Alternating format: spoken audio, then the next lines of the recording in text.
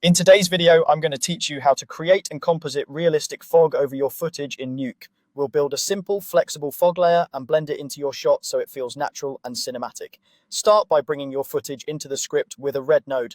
This is your base plate, so make sure it's the right resolution and color space for your project. Connect it cleanly and keep your node graph tidy. You'll thank yourself later. Next, create the fog layer. You can do this with either a noise node or a constant node. Noise is great for organic textured fog that has variation. A constant works when you want a uniform haze. If you're using noise, choose a larger scale and lower contrast to avoid harsh patterns. If you're using a constant, keep it simple and neutral.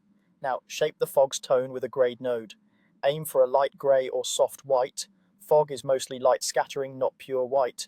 Use gain to set overall brightness, and consider gently lowering contrast to keep it soft. The goal is subtlety, think atmospheric, not opaque. Add a blur node to soften the texture. Fog shouldn't have sharp edges or visible grain. Increase the blur until the pattern melts into a smooth, airy look that sits well over your background. If you see banding or repeating patterns, a bit more blur usually fixes it. If the fog layer needs to fit your composition better, add a transform node. Scale it up for broad, low-frequency coverage or shift it slightly to bias the fog toward one side of the frame. Keep an eye on edges. If scaling reveals borders, enlarge the source or push the transform a bit further. With the fog ready, merge it over your footage using a merge node.